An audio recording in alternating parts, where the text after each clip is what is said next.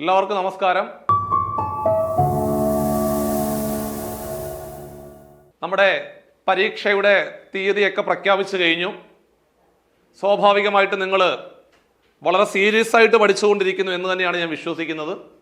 അപ്പോൾ നിങ്ങളുടെ ഭാഗത്തു നിന്നും വന്ന പ്രധാനപ്പെട്ട ഒരു ക്വസ്റ്റ്യൻ ആയിരുന്നു, വരാൻ പോകുന്ന ഗ്രൂപ്പ് ഡി പരീക്ഷയ്ക്ക് എത്ര മാർക്ക് വാങ്ങിച്ചു കഴിഞ്ഞാൽ സേഫ് ആകും എന്നുള്ളതായിരുന്നു ചോദ്യം. നിങ്ങൾ കുറേ പേര് പറയുന്നുണ്ട്, സാറേ ഞങ്ങളൊരു മാർക്ക് വാങ്ങിക്കും, അതല്ലല്ലോ ഞങ്ങളുടെ മാർക്ക്, അതിനെ പിന്നീട് നോർമലൈസ് ചെയ്ത് കഴിയുമ്പോൾ വേറൊരു മാർക്കായിട്ട് മാറത്തില്ലേ?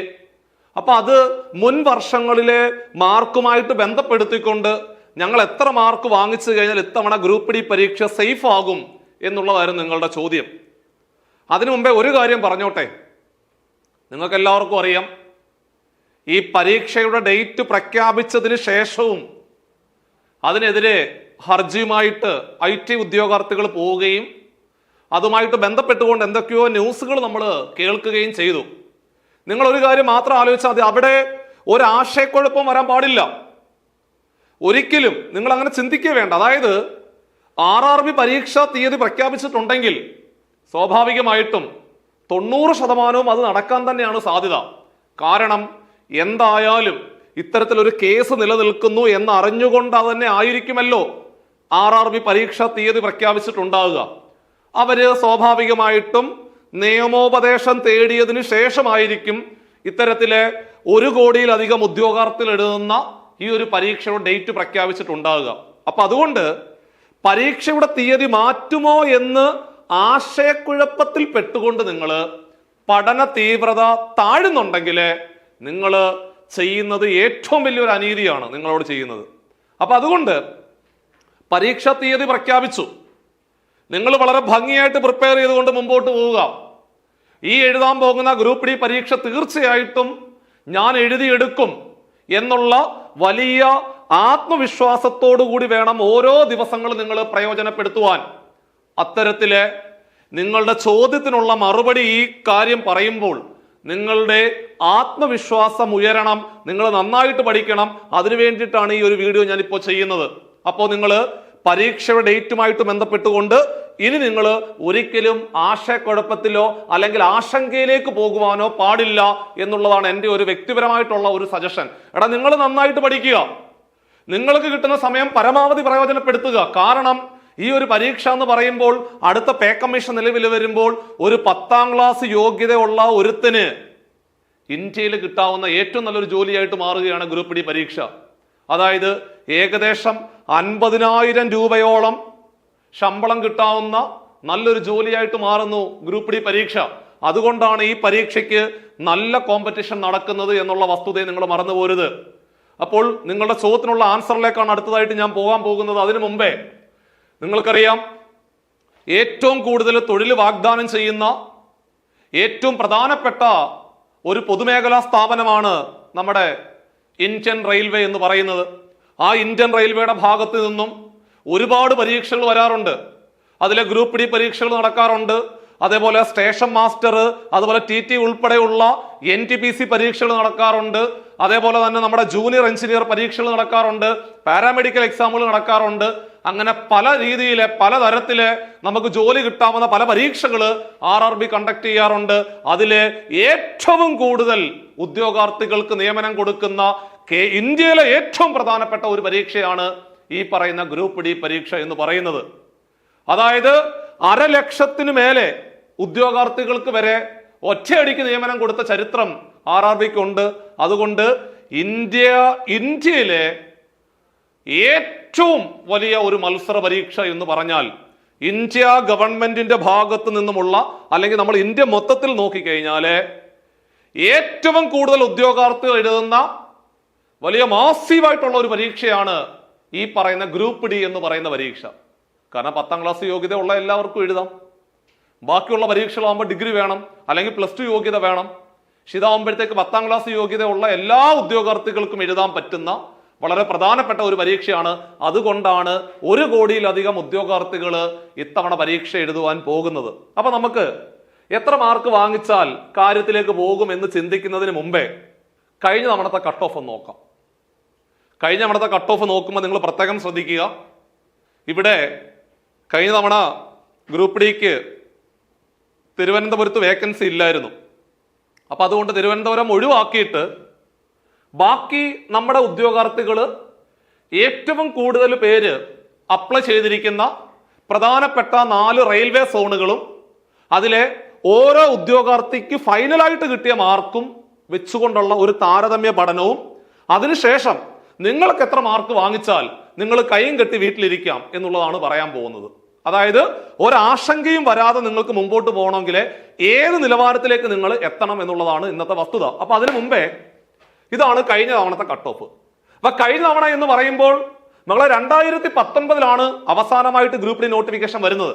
ആ 2019 നോട്ടിഫിക്കേഷൻ വന്നതിന് ശേഷം 2022 പരീക്ഷ നടക്കുന്നത്.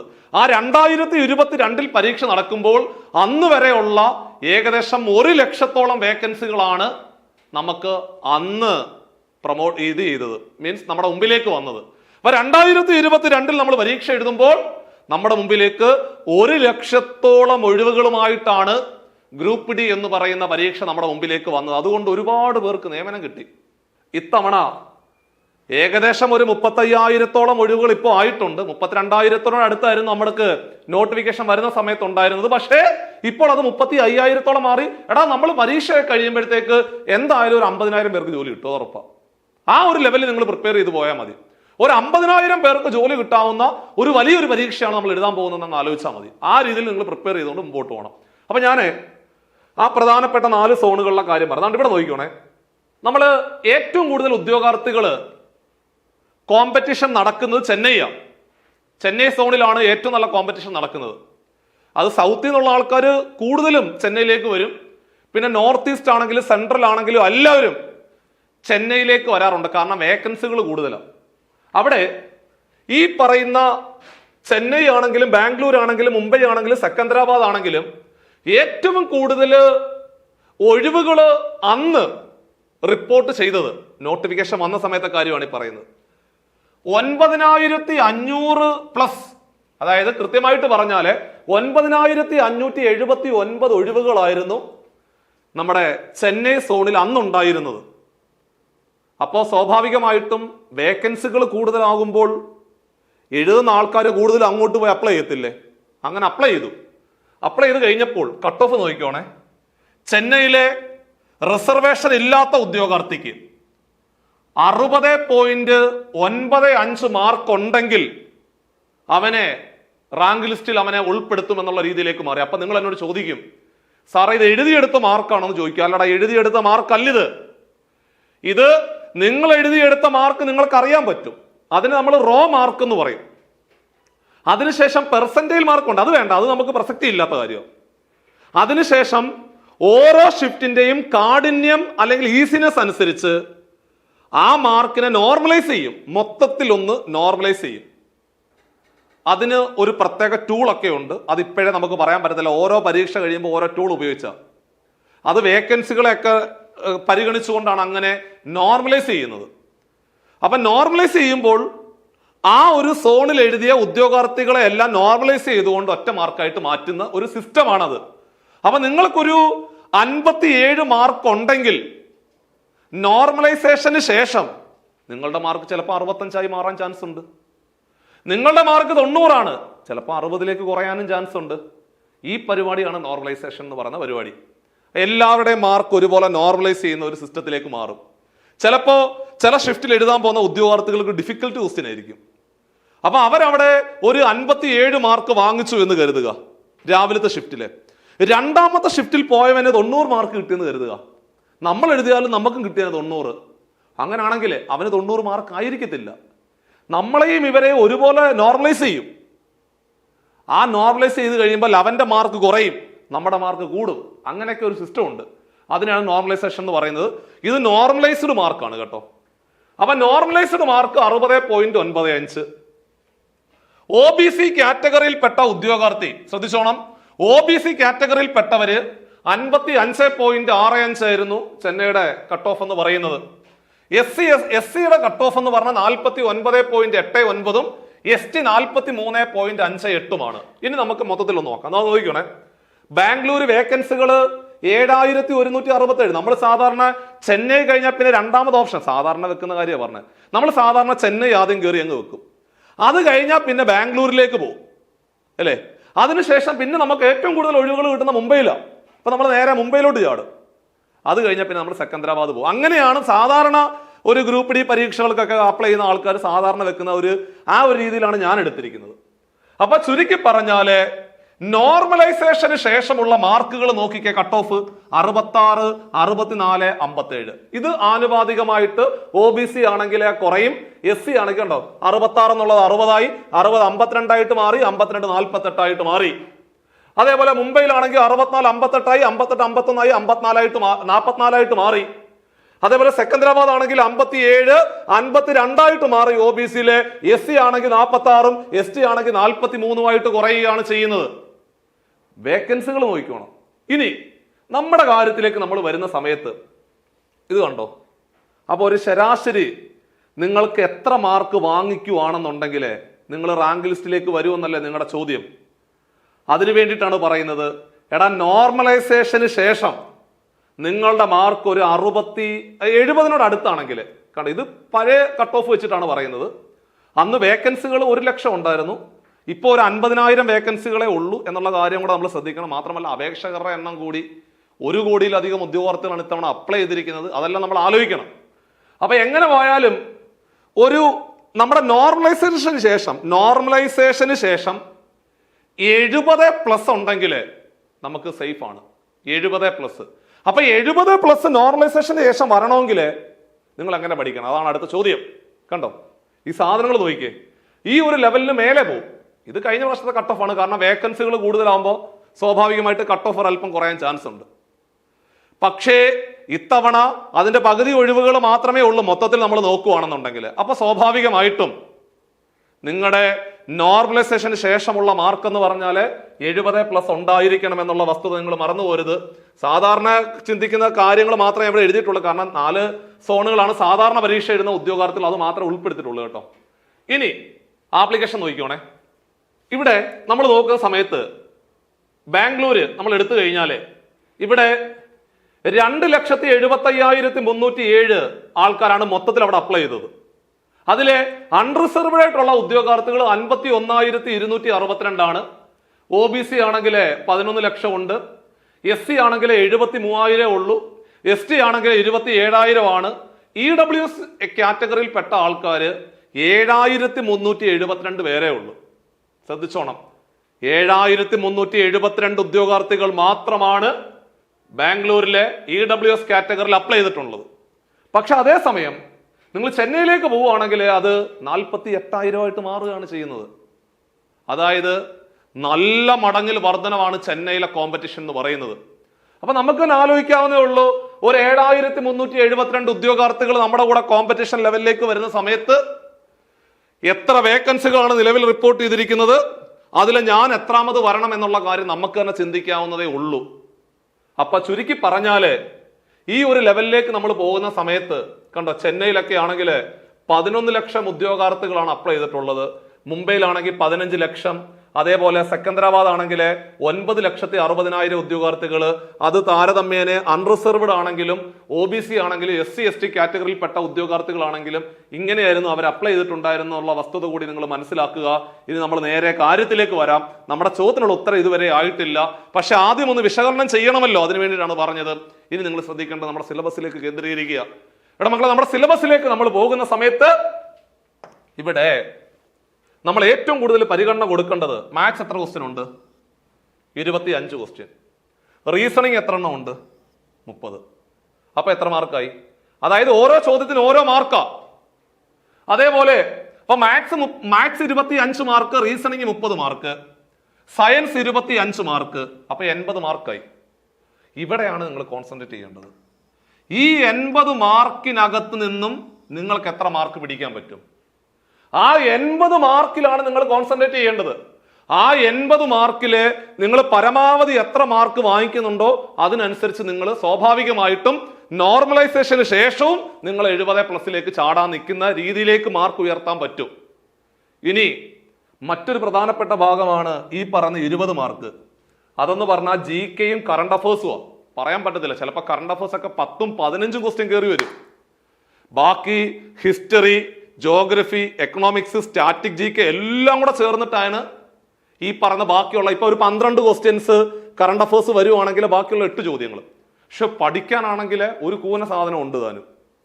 അതായത് പഠിക്കാൻ ഒരുപാട് സാധനങ്ങളുണ്ട്. പക്ഷേ മാർക്ക് എന്ന് പറഞ്ഞാൽ തുച്ഛമായ മാർക്കാ. നമ്മൾ ബുദ്ധിപരമായിട്ട് നീങ്ങിയില്ലെങ്കിൽ ചില ആൾക്കാർ ഗ്രൂപ്പ് ഡി പഠിക്കും, ഒരു 15 ദിവസമായിട്ട് അവൻ എടുത്തു വെച്ച് പഠിക്കുന്ന പോളിറ്റി ആയിരിക്കും. അത് കഴിഞ്ഞ് അവൻ പഠിക്കുന്ന ജോഗ്രഫി, അത് കഴിഞ്ഞിട്ട് അവന് എന്തോ പഠിക്കും, പിന്നെ ഈ ഹിസ്റ്ററി പഠിക്കും. ഏകദേശം ഒരു മാസം ഈ പരിപാടികൾക്ക് മാത്രമായിട്ട് ഉപയോഗിച്ചാൽ പോലും പക്ഷെ പരീക്ഷയ്ക്ക് പോകുമ്പോൾ അവൻ പഠിച്ച കാര്യത്തിന് ഒരു ചോദ്യം പോലും ചോദിക്കുന്ന നിർബന്ധമില്ല. ചിലപ്പോൾ അവൻ പഠിച്ച ഒരെണ്ണം പോലും ചോദിച്ചിട്ടില്ല, പക്ഷെ അവൻ പഠിച്ചു. ഒരു മാസമായിട്ട് വളരെ ആത്മാർത്ഥമായിട്ട് വളരെ ഭംഗിയായിട്ട് സിലബസിനോട് കേന്ദ്രീകരിച്ചുകൊണ്ട് അവൻ പഠിച്ചു. പക്ഷെ അവന് അവിടെ ചെന്ന് കഴിയുമ്പോൾ അവൻ ദുരന്തമായിട്ട് മാറുകയാണ് ചെയ്യുന്നത്. അതുകൊണ്ടാണ് ഞാൻ പറഞ്ഞത്, നിങ്ങൾ മാർക്ക് നോക്കണം. മാർക്ക് നോക്കിയിട്ട് എവിടെയാണോ കൂടുതൽ മാർക്കുള്ളത് ആ ഭാഗത്ത് വലിയ പ്രാധാന്യം കൊടുത്ത് നിങ്ങൾ ഒരു 5 മണിക്കൂർ പഠിക്കാൻ തീരുമാനിച്ചു എങ്കിൽ ഒരു 7 മണിക്കൂർ സമയം നിങ്ങൾ ഇവിടെ വിനിയോഗിക്കേണ്ടത്. ബാക്കിയുള്ള 1 മണിക്കൂർ വേണമെങ്കിൽ നിങ്ങൾ സ്റ്റാറ്റിക് ജി കെ പഠിക്കാനോ അല്ലെങ്കിൽ ഹിസ്റ്ററിയോ, അതിനകത്ത് ഏറ്റവും പ്രധാനപ്പെട്ടത് PSC പഠിക്കുന്ന പോലെ പഠിക്കരുത്. PSC പഠിക്കുന്ന പോലെ അല്ല RRBക്കകത്ത് ചോദ്യങ്ങൾ വരുന്നത്. RRBയിലെ ജി കെ പഠിക്കുമ്പോൾ ചില ചോദ്യങ്ങൾ മാത്രമേ പരീക്ഷയ്ക്ക് ചോദിക്കത്തുള്ളൂ. ആ ഭാഗങ്ങൾ കണ്ടെത്തിയിട്ട് നന്നായിട്ട് പ്രിപ്പയർ ചെയ്യുന്നവൻ സ്വാഭാവികമായിട്ടും പരീക്ഷകളെ അവന്റെ മുമ്പിലേക്ക് അവൻ പഠിച്ച സാധനങ്ങൾ വരും. അല്ലാത്ത ഒരു വ്യക്തിക്ക് അവൻ പഠിച്ചിട്ടുണ്ടോ എന്ന് ചോദിച്ചാൽ പഠിച്ചിട്ടുണ്ട്, പക്ഷേ പരീക്ഷയ്ക്ക് വരുമ്പോൾ അവന് പെർഫോം ചെയ്യാൻ പറ്റത്തില്ലെന്നുള്ളതാണ് വസ്തുത. അപ്പൊ അതുകൊണ്ട് നിങ്ങൾ പഠിക്കുമ്പോൾ ഏറ്റവും ഭംഗിയായിട്ട് ഈ വിഷയങ്ങൾക്ക് വലിയ പ്രാധാന്യം കൊടുത്ത് പഠിക്കണം എന്നുള്ളതാണ് വസ്തുത. അതേപോലെ നമുക്ക് ആകെ 90 മിനിറ്റ് മാത്രമേ ഉള്ളൂ പരീക്ഷ ഹാളിലെ സമയം. അതായത് 1.5 മണിക്കൂർ സമയമേ ഉള്ളൂ. അപ്പൊ 1.5 മണിക്കൂർ എന്ന് പറഞ്ഞാൽ 90 മിനിറ്റാ.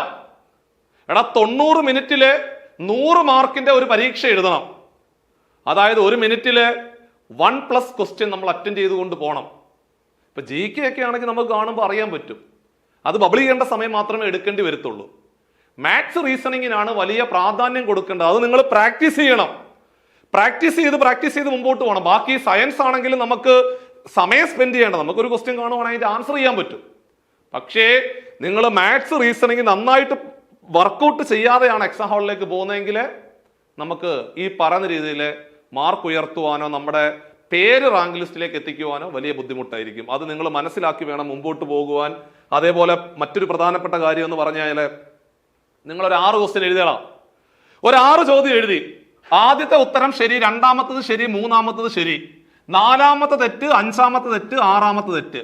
സ്വാഭാവികമായിട്ടും 6 ചോദ്യങ്ങൾ നിങ്ങൾ എഴുതിയപ്പോൾ ഈ 3 ക്വസ്റ്റ്യൻ ഓരോ മാർക്ക് വെച്ച് 3 മാർക്ക് കിട്ടി.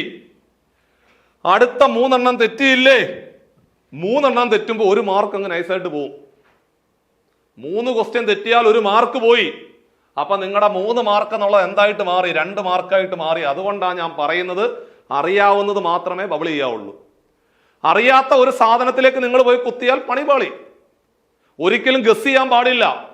അറിയാവുന്ന 80 ക്വസ്റ്റ്യൻ പരീക്ഷ ഹാളിൽ കിട്ടണം, അത്രേ ഉള്ളൂ. നിങ്ങളൊരു ചോദ്യ പേപ്പർ ഫസ്റ്റ് സ്റ്റാർട്ട് ചെയ്താൽ ഒരു CBT എക്സാമാ, കമ്പ്യൂട്ടർ ബേസ്ഡ് ടെസ്റ്റാ, അവിടെ സ്റ്റാർട്ട് എന്നൊരു ചിഹ്നം കൊടുത്താൽ നിങ്ങളുടെ മുമ്പിലെ 80 ക്വസ്റ്റ്യൻ പക്ക ഷുവറായിട്ട് അറ്റൻഡ് ചെയ്യാൻ പറ്റുന്ന രീതിയിൽ നിങ്ങൾ ഇപ്പോഴേ വർക്കൗട്ട് ചെയ്തുകൊണ്ട് മുമ്പോട്ട് പോകണം. അങ്ങനെയാണെങ്കിൽ മാത്രമേ പരീക്ഷയിൽ നല്ല രീതിയിൽ നമുക്ക് വിജയം നേടിയെടുക്കുവാൻ സാധിക്കത്തുള്ളൂ. അതിന് വേണ്ടിയിട്ട് നിങ്ങൾ ചെയ്യേണ്ടത്, നിങ്ങൾ ചോദിച്ച ചോദ്യത്തിനുള്ള ഉത്തരം ആയില്ലല്ലോ. എടാ മാത്സിനകത്ത് എത്ര ക്വസ്റ്റ്യൻ ഉണ്ട്? മാത്സിനകത്തുനിന്ന് 25 ക്വസ്റ്റ്യൻ ഉണ്ട്. റീസണിങ് 30 ചോദ്യമുണ്ട്. Science 25, G K current affairs മൊത്തത്തില് 20 ക്വസ്റ്റ്യന്. ഈ മാത്സിനകത്തുനിന്ന് നിങ്ങൾ 20 മാർക്ക് സ്കോർ ചെയ്യാൻ പറ്റണം. മൊത്തം 25 ക്വസ്റ്റ്യൻ ആണ്. അതില് 20 മാർക്ക് നിങ്ങൾ മിനിമം നിങ്ങൾ സ്കോർ ചെയ്യാൻ പറ്റണം. എങ്കിലേ ഞാൻ ഈ പറഞ്ഞ രീതിയിൽ സേഫ് ആവത്തുള്ളൂ. നിങ്ങൾ പറഞ്ഞല്ലോ സേഫായിട്ട് വീട്ടിലെ നമ്മൾ കൈ കെട്ടിയിരിക്കണം. ഞാൻ ഈ പരീക്ഷ കഴിഞ്ഞിട്ട് വീട്ടിൽ വരുമ്പോൾ എനിക്ക് ഉറപ്പായിട്ടും കിട്ടുമെന്ന് നിങ്ങൾ വേറെ ഒന്നും ആലോചിക്കേണ്ട ആവശ്യമില്ല. അല്ലെങ്കിൽ അവിടെ ഇങ്ങനെ ഇവിടെ അങ്ങനെ നോർമലൈസ് ചെയ്തുമ്പോൾ അങ്ങനെ ഇങ്ങനെ ഒന്നും ആലോചിക്കേണ്ട. അങ്ങനെ ആലോചിക്കാതെ വീട്ടിലെ കൈ കെട്ടിയിരിക്കണം എന്നുണ്ടെങ്കിൽ ഈ പറഞ്ഞ രീതിയിൽ 25 ക്വസ്റ്റ്യനകത്ത് 20 എണ്ണം ശരിയാക്കാൻ പറ്റണം. 20 എണ്ണം ശരിയാക്കണമെന്നാണ് പറഞ്ഞത്. 20 എണ്ണം പക്ക ഗ്യാരണ്ടി ആയിട്ട് നമ്മുടെ മുമ്പിൽ 20 മാർക്കായിട്ട് നിലനിൽക്കണം. അതേപോലെ റീസണിങ് പഠിച്ചാൽ കിട്ടാവുന്ന സാധനങ്ങളാണ്. പക്ഷെ പ്രാക്ടീസ് ചെയ്തിട്ട് പോകണം. പ്രാക്ടീസ് ചെയ്യുക എന്ന് പറഞ്ഞാല് ഈ കഴിഞ്ഞ ഇനിയുള്ള ദിവസങ്ങൾ വളരെ ചുരുക്കം ചില ദിവസങ്ങളാണ്. 2022 എല്ലാ RRBയിലും നടന്നുപോയ ഒരു ദിവസം 3 പരീക്ഷ നടക്കുന്നത്. Shift 1, shift 2, shift 3. ഈ 3 ഷിഫ്റ്റ് വെച്ചിട്ടുള്ള ക്വസ്റ്റ്യൻ പേപ്പർ പ്രാക്ടീസ് ചെയ്യാനുള്ള സമയം മാത്രമേ ഉള്ളൂ. അത് മാത്രം പ്രാക്ടീസ് ചെയ്ത് പോയാൽ പോലും ഷുവർ ഷോട്ടാ 27 മാർക്ക് അടിക്കാൻ പറ്റും. കാരണം റീസണിങ് എന്ന് പറഞ്ഞാൽ വലിയ ബുദ്ധിമുട്ടില്ലാത്ത ഭാഗമാണ്. പഠിച്ചാൽ ഉറപ്പായിട്ട് മാർക്ക് കിട്ടുമെന്ന് ഷുവർ ഷോട്ട് ഗ്യാരണ്ടി ഉള്ള ഭാഗമാണ് റീസണിങ്. എല്ലാവർക്കും കിട്ടാവുന്ന ഭാഗമാണ് റീസണിങ്. നിങ്ങൾ ആലോചിച്ചോണം, നമ്മൾ എഴുതാൻ പോകുന്ന ഒരു 10th ലെവൽ പരീക്ഷ, ഒരു 10ാം ക്ലാസ് നിലവാരത്തിലുള്ള പരീക്ഷയാണ്. അപ്പൊ അതുകൊണ്ട് ആ ഒരു നിലവാരത്തിലുള്ള ചോദ്യങ്ങൾ മാത്രമേ പരീക്ഷയ്ക്ക് വരത്തുള്ളൂ. അപ്പൊ അതുകൊണ്ടാണ് പറയുന്നത് 2022 ഫുൾ സെറ്റ് ക്വസ്റ്റ്യൻ പേപ്പർ നന്നായിട്ട് പ്രാക്ടീസ് ചെയ്ത് കഴിഞ്ഞാൽ 25+ ഉറപ്പായിട്ടും കിട്ടും, 27 ഉറപ്പായിട്ടും കിട്ടും. ഇനി സയൻസ് ഇതുപോലെ തന്നെ പ്രീവിയസാ. കാരണം എന്തറിയോ, ഈ പരീക്ഷ നടത്തുന്ന ആരാ? എടാ, ഈ പരീക്ഷ നടത്തുന്ന TCS ആ. ഇവരുടെ പ്രത്യേകം എന്ന് പറഞ്ഞാൽ ഇവർ അവിടുന്ന് കോപ്പി ചെയ്ത് ഇവിടെ ഇടും, ഇവിടുന്ന് കോപ്പി ചെയ്ത് അവിടെ ഇടും. അങ്ങനെ ഒരു ക്വസ്റ്റ്യൻ പേപ്പർ ആയിരിക്കും സെറ്റ് ചെയ്യുന്നത്. അല്ലാതെ പുതിയ പുതിയ ചോദ്യങ്ങൾ ഉണ്ടാക്കത്തില്ല. അവർ കുറച്ച് പഴയ ചോദ്യം അവിടുന്ന് കോപ്പി ചെയ്ത് ഇവിടെ കൊണ്ടുവരും, ഇവിടുന്ന് കോപ്പി ചെയ്ത് അവിടെ കൊണ്ടുവരും. അങ്ങനെ ഒരു ക്വസ്റ്റ്യൻ പേപ്പർ ആയിരിക്കും നമ്മുടെ മുമ്പിൽ വരുന്നത്. അതുകൊണ്ടാണ് പറയുന്നത് മുൻ വർഷ ചോദ്യങ്ങൾ RRB പരീക്ഷകളിൽ ചെയ്തു പഠിക്കണം എന്ന് പറയുന്നതിന്റെ വസ്തുത ഒരുപാട് കിട്ടും, ഒരുപാട് പ്രീവിയസ് കിട്ടും. അതുകൊണ്ടാണ് പറയുന്നത് വൃത്തിയായിട്ട് പ്രീവിയസ് ചോദ്യങ്ങൾ ചെയ്ത് പഠിക്കണം എന്ന് പറയുന്നതിന്റെ വസ്തുത അതാണ്. ഇനി എനിക്ക് ഏറ്റവും അവസാനത്തെ ഭാഗത്തുനിന്ന് വലിയ പ്രതീക്ഷയില്ല. അവിടെ 20 ചോദ്യങ്ങൾ ഉണ്ടെങ്കിലും ഒരു 10 മാർക്കിൽ കൂടുതൽ നിങ്ങൾക്ക് കിട്ടുമെന്ന് എനിക്ക് അറിയില്ല. കാരണം ഭയങ്കര വാസ്റ്റായിട്ട് കിടക്കുന്ന സാധനമാണ്, ഭയങ്കര വലിയൊരു സംഭവം. അതിന് 10 കിട്ടിയാൽ നിങ്ങൾക്ക് ഭാഗ്യമെന്ന് മാത്രമേ പറയാൻ പറ്റത്തുള്ളൂ. പക്ഷെ നമ്മൾ കൂടുതൽ സമയം സ്പെൻഡ് ചെയ്യുന്ന അവിടെ പഠിച്ച മാർക്ക് കിട്ടുന്ന ഭാഗത്തേക്ക് നമ്മൾ ശ്രദ്ധ കേന്ദ്രീകരിക്കാറില്ല. പലപ്പോഴും അതാണ് വസ്തുത. നിങ്ങളൊരു 5 മണിക്കൂർ സമയം നിങ്ങൾ പഠിക്കാൻ എടുത്തിട്ടുണ്ടെങ്കിൽ അതിനകത്ത് നിങ്ങളൊരു 3.5 മണിക്കൂർ സമയം, 3.5 മണിക്കൂറെങ്കിലും മിനിമം മാത്സും റീസണിങ്ങും മാത്രമായിട്ട് വർക്കൗട്ട് ചെയ്യാൻ നിങ്ങൾ എടുക്കുന്നുണ്ടെങ്കിൽ നിങ്ങൾ കറക്റ്റ് ദിശയിലാണ് പോകുന്നത്. ഉറപ്പായിട്ടും പരീക്ഷ കിട്ടുമെന്ന് അർത്ഥം. അതല്ല, നിങ്ങൾ 5 മണിക്കൂർ പഠിക്കുന്നതിനകത്ത് 4.5 മണിക്കൂർ നിങ്ങൾ കറണ്ട് അഫയേഴ്സ് വായിക്കാനോ ഹിസ്റ്ററി വായിക്കാനോ ജോഗ്രഫി വായിക്കാനോ ആണ് പോകുന്നതെങ്കിൽ നിങ്ങളുടെ അറിവ് നല്ല രീതിയിൽ വർദ്ധിക്കും. നമ്മൾക്ക് യാതൊരു തർക്കമില്ല. നിങ്ങൾ വളരെ ബുജിയായിട്ട് മാറും, ഭയങ്കര സെറ്റപ്പായിട്ട് മാറും, നിങ്ങൾ ജോഗ്രഫിയിലെ ഉസ്താദായിട്ട് മാറും. പക്ഷെ പരീക്ഷ നിങ്ങൾ പൊട്ടുകയും ചെയ്യും. അതാണ് മറ്റൊരു വസ്തുത. അപ്പൊ അതുകൊണ്ട് നമുക്ക് വേണ്ട സാധനത്തിന് നമ്മൾ ഫോക്കസ് ചെയ്ത് പഠിക്കുക. അപ്പൊ ഇത്തരത്തിൽ നിങ്ങൾ മൂവ് ചെയ്ത് കഴിഞ്ഞാൽ നോക്കിയേ, 20, 27 കൂടെ ആയപ്പോ 47 ആയി. 47, 20, 67, 67, 10, 77. 77 നോർമലൈസ് ചെയ്ത് കഴിയുമ്പോഴത്തേക്ക് സെറ്റായി. അതായത് നിങ്ങൾ ഒരു പരീക്ഷയ്ക്ക് പോകുമ്പോൾ ഏത് ഷിഫ്റ്റ് ആണെങ്കിലും നിങ്ങൾ എഴുതുന്ന പരീക്ഷ ഉണ്ടല്ലോ, നിങ്ങൾ എഴുതുന്ന പരീക്ഷയ്ക്ക് ഒരു 75+ കിട്ടുന്ന രീതിയിലേക്ക് നിങ്ങൾ പഠന നിലവാരം ഉയർത്തുവാണെങ്കിൽ രക്ഷപ്പെട്ടു. സോ അങ്ങനെയാണ് നിങ്ങൾ പ്രിപ്പയർ ചെയ്തുകൊണ്ട് പോകേണ്ടത്. അപ്പൊ നിങ്ങൾ ചോദ്യത്തിനുള്ള മറുപടിയാണ് ഈ സ്ക്രീനിൽ കാണുന്നത്. ഈ രീതിയിൽ നിങ്ങൾ പ്രിപ്പയർ ചെയ്തുകൊണ്ട് മുമ്പോട്ട് പോവുകയാണെങ്കിൽ ആ പരീക്ഷ വളരെ ഭംഗിയായിട്ട് ക്രാക്ക് ചെയ്യുവാൻ സാധിക്കുമെന്നുള്ളതാണ് വസ്തുത. സോ നിങ്ങളെ സഹായിക്കുവാൻ വേണ്ടിയിട്ട് നമ്മൾ ഈ 2022 കടന്നുപോയ ഗ്രൂപ്പ് ഡി പരീക്ഷകളാണെങ്കിലും NTPC പരീക്ഷകളാണെങ്കിലും ജൂനിയർ എഞ്ചിനീയറിന്റെ പരീക്ഷകളാണെങ്കിലും അതേപോലെ തന്നെ നമ്മുടെ പാരാമെഡിക്കലിന്റെ എക്സാമുകൾ ആണെങ്കിലും ഇവിടെ എല്ലാം ചോദിച്ചു മാറിയ വളരെ പ്രധാനപ്പെട്ട ചോദ്യങ്ങളെല്ലാം ഉൾക്കൊള്ളിച്ചുകൊണ്ടുള്ള ഏറ്റവും പുതിയ ഗ്രൂപ്പ് ഡി ബാച്ച് ഉടനെ സ്റ്റാർട്ട് ചെയ്യുവാണ്. പരീക്ഷയെ മുമ്പിൽ കണ്ടുകൊണ്ട് കുറച്ച് ദിവസങ്ങൾ മാത്രമേ നമുക്കുള്ളൂ എന്നറിയാം. ആ കുറച്ച് ദിവസങ്ങളിലെ പരമാവധി മാർക്ക് സ്കോർ ചെയ്യുന്ന രീതിയിലെ ഏറ്റവും പുതിയ ബാച്ചുകളാണ് നമ്മൾ സ്റ്റാർട്ട് ചെയ്തിരിക്കുന്നത്. ഈ ഒരു ബാച്ചുകളുടെ പ്രത്യേകത മാത്സ്, അതേപോലെ റീസണിങ്, അതേപോലെ തന്നെ സയൻസ് വിഷയങ്ങൾക്ക് വലിയ പ്രാധാന്യം കൊടുത്തുകൊണ്ടുള്ള ബാച്ചാണ് നമ്മൾ സെറ്റ് ചെയ്തിരിക്കുന്നത്. എല്ലാവർക്കും അഡ്മിഷൻ എടുത്തുകൊണ്ട് ലൈവ് ക്ലാസ്സുകൾ അറ്റൻഡ് ചെയ്യുക.